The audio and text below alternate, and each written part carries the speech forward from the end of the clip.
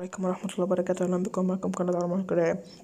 ما تنسوش اللايك والاشتراك والسلام على النبي محمد صلى الله عليه وسلم. وتوقع نتيجة مباراة منتخب الأردن ومنتخب العراق في هذه قمة الجولة الدور ربع النهائي. هذه المباراة تتكرر مرة أخرى منذ عام 94 أعتقد، وهذه المباراة يعني مش يعني أعتقد كل شهرين يلعبوا بعض، مش فاكر ما أظنش يعني، ولكن مباراة تكون على على ملعب المباراة استاد المدينة التعليمية. هذه المباراة تكون نار بمعنى الكلمة حرفيا. الأردن منتخب قوي جمع 9 نقاط في دور المجموعات، أما العراق فتأهل على المنتخب البحريني والسوداني ب7 نقاط، المركز الثاني عفوا ب6 نقاط مش 7.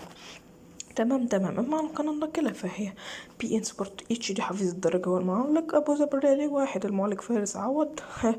الكاس 1، المعلق خليل بلوشي. طب الرياضية 1، المعلق رؤوف خليف. ام بي سي مصر 2، معلق عصام عبدو. الكويت الرياضية المعلق راشد الدوسري. الشركة الرياضية المعلق سالم السالمي. عمان الرياضية المعلق محمد الريامي. أما منصة شاشة فهو المعلق علي دراج. فيعني هتكون مباراة نارية بمعنى الكلمة. فانزل اكتب توقعك تحت للمباراة، لأن هذه المباراة ستكون ضرب نار بين المنتخبين حرفيا. يعني انت بتتكلم في هذه المباراة ستكون اللي هيكسب هيروح نص النهائي، يعني أكيد هيروح نص النهائي.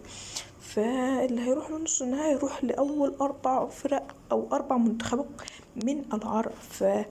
يعني مواجهة ستكون نار بمعنى الكلمة حرفيا. أما عن الساعة فهي الساعة 4:30 بتوقيت الأردن والعراق. تمام، أو عفوا 5:30 بتوقيت الأردن و5:30 بتوقيت العراق. فما تنسوا اللايك وتوقع نتيجة هذه المباراة تحت في الكومنتات. وطبعا المباراة يوم الجمعة 12/12/2025. فسلام.